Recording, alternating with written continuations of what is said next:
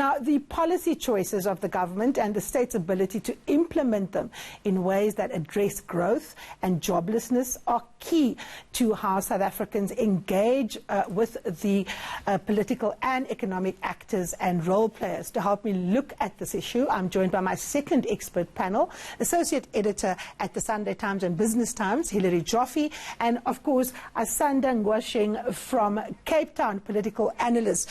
Good morning to the both of you. Asanda, let me start off in Cape Town, seeing that we refer to you as Slaapstad.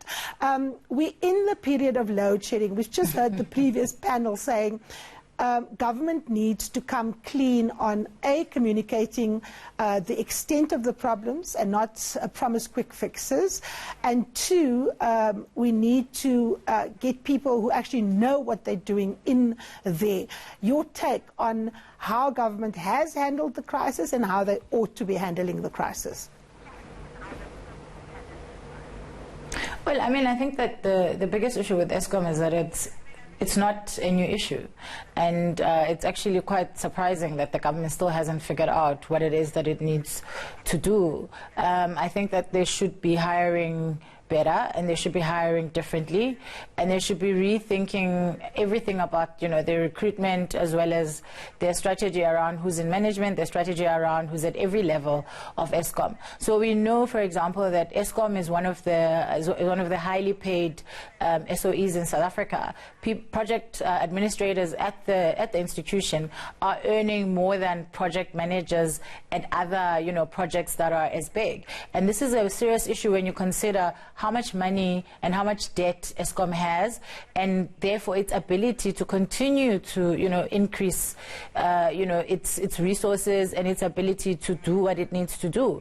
And I think that we're sitting in a situation, as your previous panelists have said, where there constantly are lies being told and there are constantly half-truths being told, and government really does need to bring us into its confidence and say, this is the reality and this is the truth. And it doesn't help when rumors like, you know, Eskom people want bonuses, and then the next thing you've got, you know, load shedding. And also there's questions around, like, how is it that we were able to survive without load shedding for so long, but suddenly now that we need to get back into the working year, suddenly there is, you know, load shedding that sets to happen. Surely there should have been schedules, surely there should have been a plan that says this is how we're going to manage the load as soon as people come back, get back into work, etc., etc. It's really disappointing to see what's happening, and coupled with the rumors about, you know, the people at Eskom want performance bonuses, it really doesn't give one any confidence whatsoever in the government and in the Eskom management's ability to actually be able to deliver what they're supposed to. Okay. And it's even more disappointing considering that, you know, we were promised that the new CEO is going to do more and is going to implement, you know, things that are going to make this load shedding go away, and that's why we shouldn't care about his race. Yeah, hold your thoughts for a moment. Hilary, how do we separate fact from fiction in Eskom, and whose responsibility is that? It's quite encouraging that we have a chief executive at Eskom. First time in a long time. He started on Christmas Day. We know very little about what he's been up to, but we do know he's been going around and visiting the power stations, which is an excellent start, both from the point of view that he needs to find out what exactly is going on the ground, and also because morale in Eskom is really at a terrible low. So he needs to start rebuilding that. And I don't think we should expect too much of him immediately, but the fact that he is seeing it as an operational problem, and he is, by all accounts, trying to get a grip on what's going on operationally, is really important.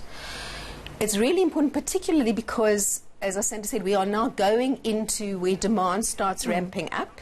As the factories reopen, the schools reopen, people go back to work. Over the Christmas season is always a time when Eskom tries to do a lot of maintenance ahead of demand going back up again. Yeah.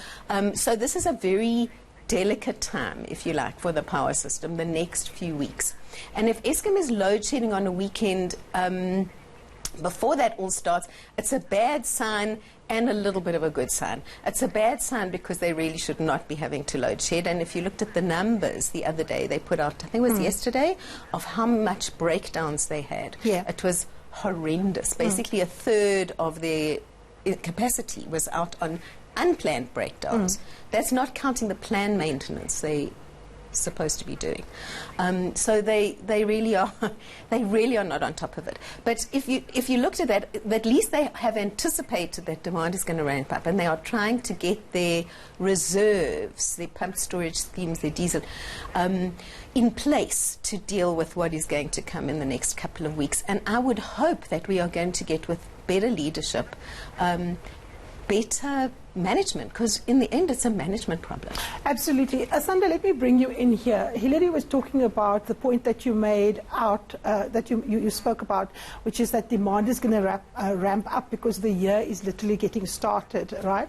So the political calendar always starts, of course, with the African National Congress's January 8th statement. The NEC starts tomorrow. Many people are saying that the event is less and less important because the ANC has become less and less important. Do you share that view? And if you do, where do we look to for indicators that we are going to be having governance that is decisive, that will deliver, and that will be engaging South Africans? Well, I mean, we really are caught between a rock and a hard place at the present moment. And as I think Eusebius said it earlier, that we're in a situation where, you know, this January 8th is no longer as important as it was. We know that Cyril Ramaphosa is constantly trying to rein in and balance the fact that he has, or seems to have, not as much power within the ANC as he would like to have. But we still sit with the critical issue that because there is nobody, unfortunately, who actually is able and has shown us that they can compete with the ANC. Because you've got, you know, the Democratic Alliance, which for a lot of people was, you know, and did promise or you know, have some kind of hope, that is literally imploding. You know, just the other day, Helen Zille was, you know, making headlines for exactly the wrong reasons yet again. And she seems to be stuck in this sort of Groundhog Day where she says something racist, you know, people respond to it, and then everybody just goes back to their corner and life continues.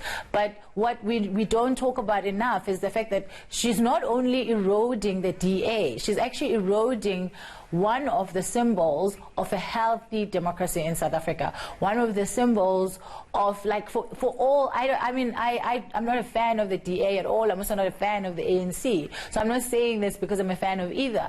But she has eroded the official opposition, which provided some hope for people, which provided some possibility for people. And then you've got the EFF, which at some stage was also providing some hope. But they're now becoming increasingly power mongers because they've had the potential to be power brokers.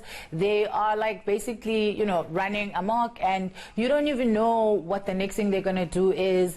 And it's becoming increasingly clear that in the post-Zuma era, they really are lost souls, and they really have no idea how to take themselves to the next election and make sure that they get votes. And if you look at all the other opposition political parties, the smaller ones and some of the bigger ones, they all leave very little and all do not inspire, you know, from a perspective of who will lead us in the future.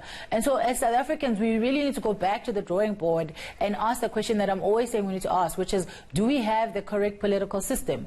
And how do we ensure that we have a political system that better represents us? And how do we ensure that we have a political system that better delivers for the people in the face of an ANC which is lackluster, which hasn't delivered and continues to not deliver, but continues to win because there aren't options? Okay, Hilary, I mean, it's a very succinct summation of the political landscape. The ANC has the gift of weak opposition. But the reality is they are governing. And, of course, governing means they are responsible in many ways for creating conditions in which growth happens. Talk to us as someone who closely watches the economy. What are the major challenges for the African National Congress and for everyone who governs in municipalities or provinces? What is the one thing that we need to get right on the economic front this year? Well, for a start, making growth a priority would be a very good start, because it is not at all clear, if you look at the sort of conflicting utterances from within the party, that growth and particularly investment are priorities. And if you look at the numbers, they are really dire. I mean, we started we started the year thinking growth might improve in 2019. Third quarter goes into negative. We don't know what's going to happen in fourth quarter, but remember, we've got load shedding that already began in the fourth quarter. It's possible fourth quarter is negative again. What we're getting, the updated estimates that economists are putting out are 0.3, 0.4% for 2019. Now that is as bad, if not, you know, we haven't seen that kind of terrible growth number since the financial crisis. And going into 2020 with very little indication that there's going to be big moves to up investment and growth, people are looking at 1% again. So what we've got is several years, 5, 6, 7 years, in which growth has been averaging 1% or less. Now, with a population growing at 1.5%, our living standards are going backwards in real terms every single year. Unemployment at 30%, there's no way of tackling it with growth at 0.3% or even at 1%. So growth itself, and to get growth, you need investment. And to get investment, local and foreign, you need to create the kind of climate which will encourage investment. And that means doing the kinds of things which will make it possible for business to invest. Eskom is one big thing, both in terms of whether we have a secure supply of electricity and a kind of predictable policy framework and predictable prices. But there are a lot of others, and I think what we've seen in 2019, 2018 is progress on the kinds of reforms that investors are looking for, but very slow progress, and a fiscal picture, budget picture, which is deteriorating at a pretty rapid rate, and a growth picture, which is really worrying. Absolutely. Asanda, let me bring you in here. We obviously need to rely on our institutions, despite the fact that often our politics are about personalities. How important is the health of the state and its institutions to do the kinds of things that we want, which is to deliver growth, to create environments where jobs can be created, to better the education system? How would you rate the state of the state to do those very basic things, and what needs to change so that the quality of lives of life for ordinary South Africans can actually increase and get better? Well, I mean, we at the moment, I would say I would rate it at 3 out of 10, because we're sitting with, you know, state institutions that are coming out of the Jacob Zuma era of state capture, where, you know, a lot of them were broken down to a point where they're almost non-functional. You're still sitting with a public protector who, like, you know, there's controversy upon controversy upon controversy every day. And you're sitting with every other institution that is meant to be, you know, all our Chapter 9 institutions that are meant to be delivering some kind of, you know, assurance or some kind of comfort that, you know, the state is in good hands. And even if our executive, our legislature, and our, you know, and the court system is not working, at least the Chapter 9 is there to sort of capture and catch and make sure that where things are missed within the, you know, the 3 institutions of government, there will be something that happens. And we're sitting in a situation where all those institutions are weak. Over and above that, we're also in an unfortunate situation wherein we faced a global economic crisis in 2008, and then we were delivered Jacob Zuma. And now we are sitting with a 2020 that has a possibility of a so-called World War III, which is going to have economic implications in itself. So we've been sitting in almost like, I would argue, 20 years of like, you know, some kind of depression.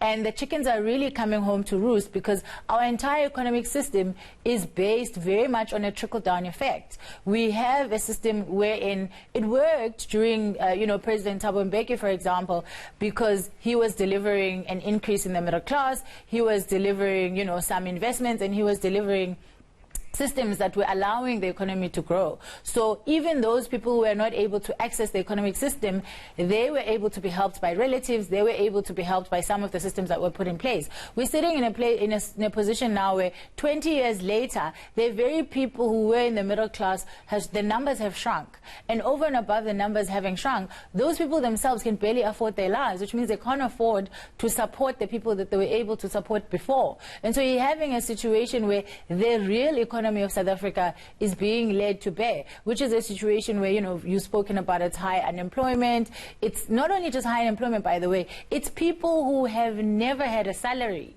and get their first salary when they get the old age pension. And if they don't get the first salary during old age pension, they get it for the children that they have. They get it for disability. And that's a situation that we really, really, really cannot afford. What we need to be doing is, encouraging entrepreneurship. We need to be putting in place programs and doing less tenderpreneurship, because tenderpreneurship has been proven to not be entrepreneurship. It's been proven to not be sustainable, because as soon as these big organizations that get tenders and become million-rand companies, as soon as they stop getting tenders, there's nothing there, which shows you that there actually isn't a foundation. So we need to focus a lot more on entrepreneurship. We need to focus a lot more on removing the blockages for people to be able to be entrepreneurs. We need to focus on how are we taxing businesses, how are we taxing people who are entrepreneurs, so not big businesses, but entrepreneurs and people who are trying to do their bit for the economy, because at the moment we have a system that largely,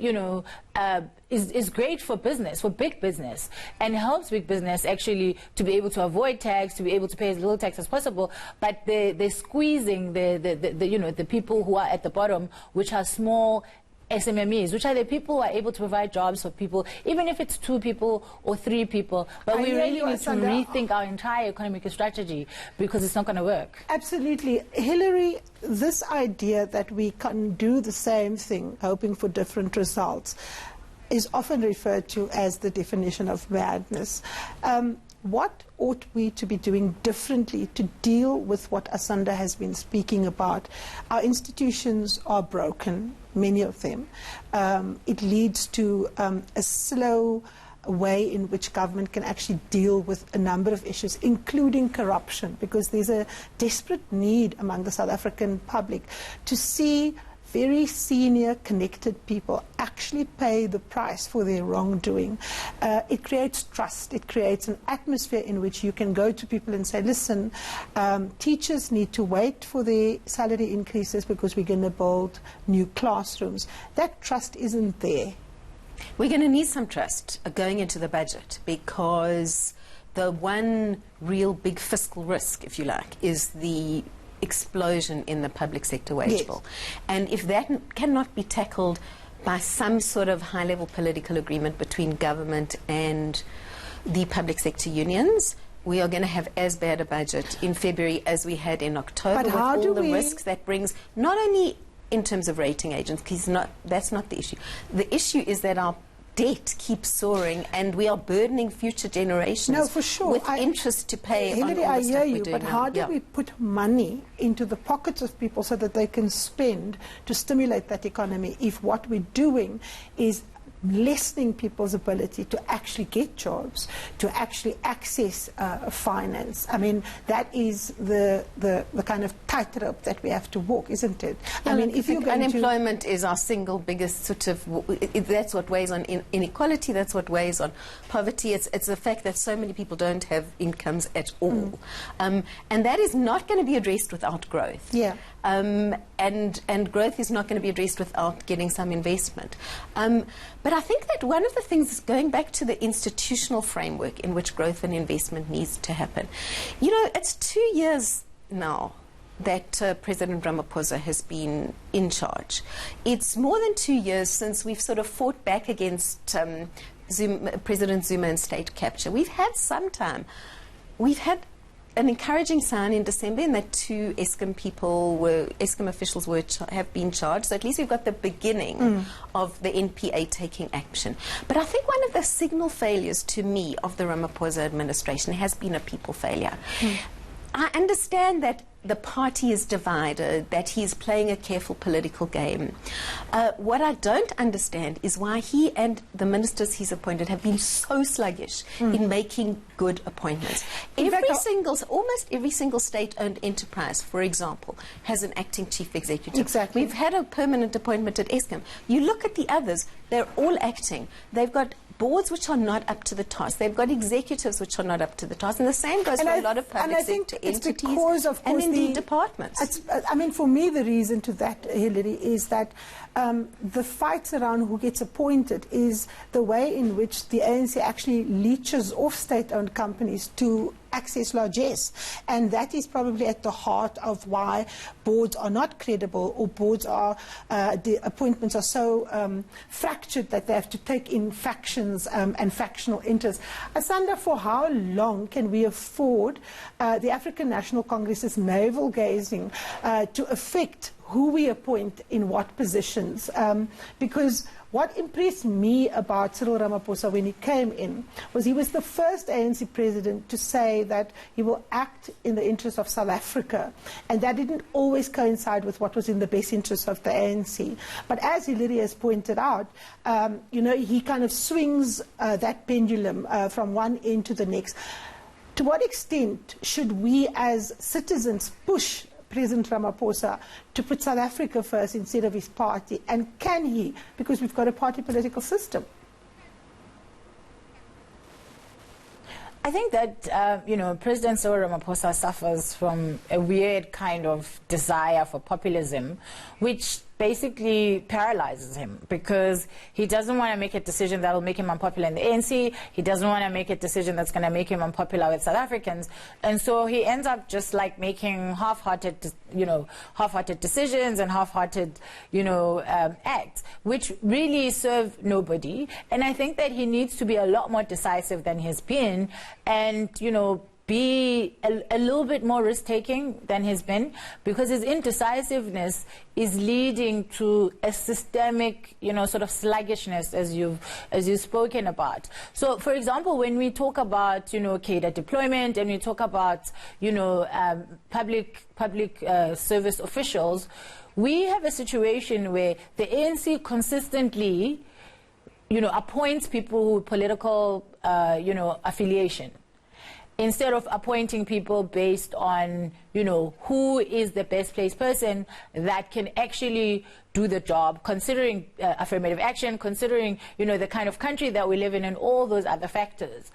They are also we're also in a situation where we have public service workers who have just survived 10 years of Jacob Zuma and have now just survived 2 years of Cyril Ramaphosa. They're getting told that, you know, their money is not going to be increased, and potentially not in the foreseeable future. They're getting told that they don't have job security, and they're getting told that, you know, actually we may even fire some of you or ask you to take voluntary packages depending on your age. So essentially what you're doing is you are removing the people who have experience of administration of government. You are going to replace them with, you haven't decided who. You are not doing anything to help with, you know, morale of government workers, because we really need to remember that for everything we say about the government and the government's inability to deliver services, etc., it affects public service workers the most, you know, at a morale level. Because it is in fact the largest employer. And Cyril hasn't done much to actually change this. Asanda, I couldn't agree with you more. I mean, Hilary, that is a characteristic of unequal societies, that your public service is the biggest employer. In South Africa, it is in fact the case. What must the private sector do differently? We've spoken a lot about the state. In 30 seconds, because we have to wrap, what must the business community do differently for them to kind of roll up their sleeves as well?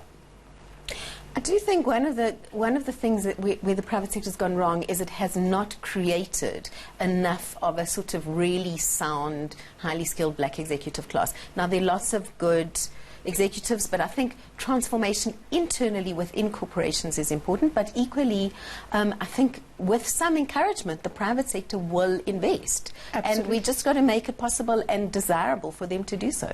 All right, we will leave it there. Asanda in Cape Town, thank you so very much. Hilary, Joffe up here in Johannesburg. Next up, we take a look at the stories making headlines in the weekend newspapers. Stay tuned.